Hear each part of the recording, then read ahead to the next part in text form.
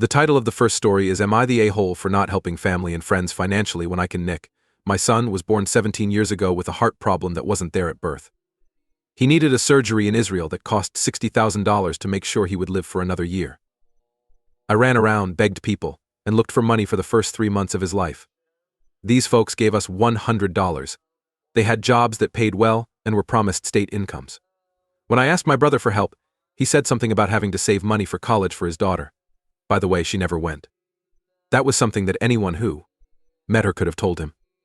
They did, however, take frequent trips abroad for breaks. The 40 people in my group at work each gave $30 in a present. I really looked for ways to sell my heart and liver at one point. Their apartment was sold for $35,000 by my in-laws. My best friend gave me an extra $7,000. That was all he had. I only cried once as an adult when I agreed to take his help. The only things I didn't bolt to the walls were my car, some furniture, and electronics. We've lived together for 5 years since my in-laws moved in. 5 people crammed into a 2-bedroom apartment.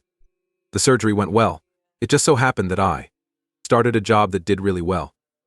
I moved our offices to a country in the middle of Europe to be closer to our EU clients after years of hard work. Even taking into account that the business holds about 2/3 of my wealth, I have a lot of money. My in-laws now live in a house with 4 bedrooms. They get paid to take holidays 3 to 4 times a year, or they did until 2020. I'm happy to be a dad because my son works hard. I don't hate people who didn't help back then. The word hate is strong. I've learned my lesson, so I don't expect anything from them now. I don't let my parents come over. Their flights are on them, but they can pay for them in the hotel room. I won't pay for them like I do for my in-laws. 5 years ago, my brother asked for a loan to start his own business. I said it wasn't the right time. His daughter was in a car crash 2 months ago because she was high. There were no signs that she was in danger of dying, but she has a lot of ugly scars on her legs that need expensive surgery to fix. Because I'm focused on making sure my kids get a good education, I told him to think about shrinking. Old coworkers who wanted to join my business once it took off were told to go through the normal process. Not my best friend. Being with him has made me sleep better at night, because I know we'll look out for each other. There are no words to describe how many sad people I have met in my life. People in our culture expect you to help your family and neighborhood. Help people. Nepotism is something that people do all the time. You should bring your family with you. If you are lucky enough to live in the West, help your friends come here. My parents told me straight out that they are embarrassed by how much Western society has changed me. A hole, uncaring, and many other names have been used to describe me. Reddit, after hearing my story, tell me am I though? As an update, for those who are curious about why my parents didn't really react, the surgery only worked 40% of the time. They believe that we should let nature take its course and try to have a new child instead. People in the West might think it's horrible, but people in our own country wouldn't find it that cold. But it was clear that my wife and I didn't like it. Now for the most important words. Day-haul is not. They sold their $35,000 home to help you out. Your best friend did everything he could to help your son. No one helped you or your son, not even someone who said they would. It hurts to give them everything you have, because they were one of the only people who was there for you when you were at your worst. Because no one else could help you, you were going to sell your kidney for your son. People who used to work with you but didn't help you beg to get into your business don't earn it. Not only that, but it is also fair for them to apply like everyone else. Your folks are mad at you because you didn't tell them about your success. You don't deserve me at my best if you can't handle me when I'm at my worst. That's true for both you and your son in terms of your family. Day-haul is not. The people you used to work with and your parents are, though. Oh no. The term can't handle me at my worst made sense to me for the first time today. Thanks for making me happy. Day-haul is not. Their duty is not to help you, and your duty is not to help them. Help them not. But your parents say things like, let nature take its course, and instead try for a new baby. Is that what they smoke? Who would say that to someone? They basically told you to give them another baby and let your son die. You can't get in touch right then. These kinds of people don't belong in anyone's life. It's hard to understand, but for people who were raised and live in that society, it's not as bad as it sounds. It seems unfair, but I don't know how to say it. The only strange thing that comes to mind is how bone marrow jello is a treat in some countries and is served on holidays. And in other countries, telling someone this is food would make them go WTF. The next story is called, Am I the A-hole for honoring the wishes of my late brother, a 45-year-old man, and not telling his ex-wife, a 46-year-old woman, about his illness or death when I was 11? I was 38 years old and my parents died. I didn't have any extended family in the US, so my 45-year-old brother raised me. He was like my dad, and he was a good one. He met Olivia, a 46-year-old woman, when I was 15. They were together for 2 years before they got married. They had 2 children together. Sarah was 12 years old and Amalia was 14. They were glad to be together. My brother loved his family, so he was living his dream. My girls and their uncle, Olivia's brother, went camping 5 years ago. They were hit by a drunk driver on the way back home. The brother of Amelia and Olivia died at the scene. Sarah made it to the hospital alive, but she didn't make it through the surgery. My brother almost broke. He was able to suffer in silence so that Olivia could get help. They made it through, and I thought they were strong. It looked like they loved each other from the outside. Olivia told my brother she was a woman last year, after living with him for 23 years. She then asked for a divorce. Everyone was shocked. My brother was really upset about that. My brother started to feel sick while the split was going on. He was finally told that he had pancreatic cancer in stage 2. When my brother got the news, he fell into a deep sadness. I moved him in with me from Houston to Hartford. He cut himself off from everyone. He only talked to Olivia through his lawyer about the split, and they stopped talking. He told me not to tell anyone about his diagnosis, and then took down all of his social media accounts. He had a lot of depression. He had 1 big surgery and 2 rounds of chemotherapy. It didn't work though, and he was doomed to die. My brother's sadness got as bad as it could get. At that point, he didn't talk to many people. He liked to play with my kids when he had the energy. He would have just looked at old pictures and movies otherwise. He told me he didn't want a funeral before he died. He wanted to be burned at the stake. That I kept his ashes in a certain place and didn't tell anyone about his death. He used to take the girls hiking around this lake in Vermont. His words showed that he only wanted to be forgotten. In September, my brother died. I did everything he asked of me. And in October, I went to spread his ashes. Olivia came over to my house last Thursday. She told him she couldn't talk to him even though she wanted to spend Christmas with him. She came in, and I told her what had happened. The news upset her a lot. At first, she said I was lying.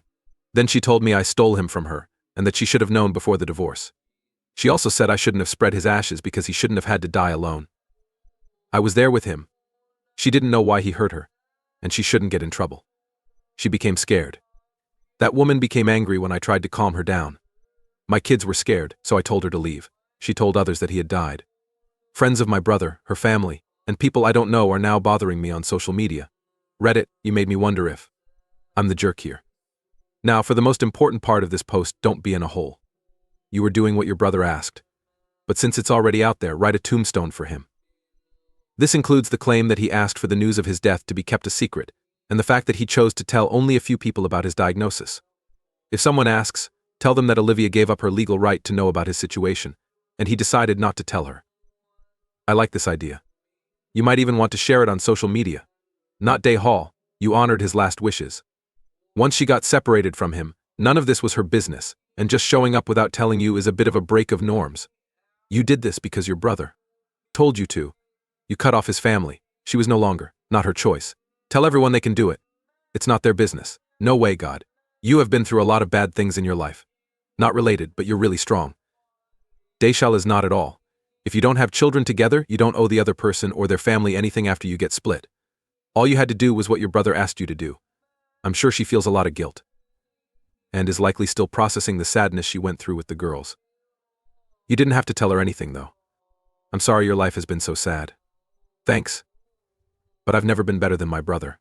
He took me while I was sad and never said anything bad about it. Like a mom, they took care of me, helped me with my homework and cooked for me. They took care of me when I was sick, helped me feel better after my first loss. He did everything he could to make sure I could go to college without any debt. He never, ever said anything bad. He really was strong. Here's the next story. Is it wrong of me to spend a lot more on my 18-year-old brother than I did on my younger siblings? That means I'm a lot older than my half-siblings. To cut a long story short, my mother died when I was in my mid-teens, and soon after, my dad ran off with a woman half his age. There are 18 boys, 14 girls, and 12 boys among the kids. To be honest, our dad is a jerk most of the time. Being a tough guy who believes in tough love, hands off and let my wife do all the work, I'll just be the disciplinarian is something he's always been like. All of his kids have to leave the house within 3 months of turning 18. This is one of his stricter or stranger rules. Obviously this was true for me, but when my mom and grandpa died, they both left me a large fortune. Plus, the company is where I learned how to do my job and now I'm a boss there. I had enough money to move out and be happy about it. My little brother didn't have as much luck.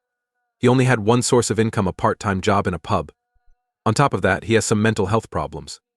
He has some mental illnesses that make his life harder, like depression, OCD, and I think a wanting disorder. Besides, he turned 18 this year. I really thought my dad would be less strict. No, my brother still had to leave. He stayed with me for a while, then was given a flat to live in by himself. To be honest, he's barely getting by. I wish he'd come back to mine, but that's a different story. Kit has had a rough year, so I wanted to do something nice for him for Christmas. His present included a PS5 and a few games for it, along with some other small treats. I also paid his rent for a few months to ease his stress for a while. This year's Christmas gift was pretty nice. That is, I didn't put him or myself in debt or anything. Still, I couldn't have spent that much again, and I wouldn't have done it 3 times. Even so, I still spent a lot of money on my kids. For Christmas, my sister got a pair of Air Max shoes that she's wanted for a long time, and my brother got a Jack Wills coat. They also got some other things. I'm not going to say the exact amount, but I spent about $200 on each of my younger brothers and almost $2,000 on my oldest brother. I didn't talk about it, but our dad and my stepmother found out, and they're both very angry with me now. Their accusation is that I favor my older brothers and beat my younger ones because I'm mad at my dad.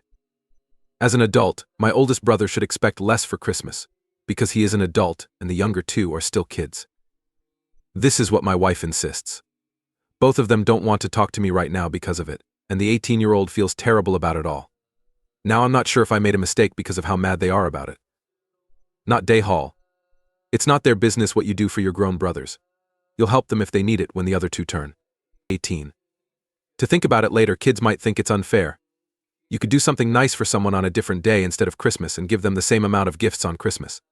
I find it crazy that the kids don't seem to care. My dad and stepmom are the only ones who are mad. Day Hall is not. Opie, I'm sorry about what your brother is going through. You're really nice to try to cheer him up. It's great to have a brother who looks out for you like that. Your kindness to all of your brothers was truly amazing. The younger 2, on the other hand, still have a roof over their heads and family close by. I'm sure you would have helped them just as much if they were having a hard time. The truth is that they're not. No one is right if they tell you that you don't owe them something. In this case, parent and child. The kids didn't go without or get nothing. They still got really nice gifts from you, not Day Hall. They don't care about how you spend your money. Most likely they're afraid that people will find out that they're not paying attention to their son who is having a hard year. It's not a good idea to make your kids move out when they turn 18. To really make it stick. I tell them the PS5 was a Christmas present and the other gifts were just because. If you really want to make them feel bad, say something like, I just helped him out even though he's not my child. The last story is now up. Is it rude of me to not let my husband's sister use my baby clothes and blanket? I 26 female, I lost the pregnancy 6 months ago, when I was 19 weeks along with my son. I still consider him to be alive. Because he almost made it. But he didn't. And we missed the chance to raise him. It's been really hard because my husband's sister got pregnant at the same time as me. Her first child is coming any minute now. Recently we got along great most of the time. Most of their baby stuff got ruined when my husband's sister and her husband had some problems with their property. He also lost his job during COVID, so they have less money. The sister of my husband asked if they could have the clothes we bought for our son and the blanket I made for him since they still need them. While they were gone, my husband went out and bought some clothes for the baby to help. We told them that we weren't ready to leave the stuff yet. She was mad and didn't understand. In their time of need, she said we were the least helpful, and how could we refuse to give our future niece or nephew clothes and a blanket? She told him that her child could wear them. But our son wouldn't because he outgrew them. My husband told her that wasn't fair. Being a mom who doesn't do what she can for her child made her very angry. She told me. I'm sorry, mad, and a little jealous. Now she's really far along, while I wasn't even that far along with my son. I'm having a harder time because I feel so bad. Another thing is that I'm between doctors because the one I saw until November quit without warning. And I haven't met with anyone else since then. And I can feel how this has caused the family to fall apart. I don't want to get rid of or change anything in the room yet, though. Am I the jerk? Now for the thoughts. Not the jerk. She has no say in how you grieve or what you are willing to give up right now. Whenever. I'm so sorry about your son's death. No matter who you need to, you can keep all of his things. You can save them for your next child if you want to. You don't owe them to your sister-in-law at all. Right on. No one has the right to someone else's things. If Opie doesn't want to have children again, she can give them to someone else if she wants to. Day Hall is not. That girl can screw off right away. If you don't give her the blanket you made for your child, she acts like you're rude. That means she will never be able to get a blanket for her child. During their time of need, she could get baby stuff from a lot of different charities. She doesn't need yours. She told him he would never wear them, but her child might. Being a mom who doesn't do what she can for her child made her very angry, she told me. And I'm really mad at you because, as a mom, you should know how terrible it would be to lose a baby while you're pregnant. Then having people demand the baby things and say mean things is cruel. Change to Ed. I'm truly sorry for your loss. Hugs. Not in a hole. Your sister-in-law has no right to ask for the things you made and bought for your baby out of love. You are still upset about the terrible loss you went through. And it's okay to want to keep things that remind you of him, like the blankets you made for him. Your sister can ask people to give her money, but she can't make them do it. She needs to calm down, because what she said was rude. Good luck on your trip with your husband. You should be able to find a new doctor soon. That's all there is to this movie. As always, please leave a review, like, and follow. Also, if you want to see more of this, turn on notifications to find out about new videos. I'll see you on the next one. Keep yourself safe.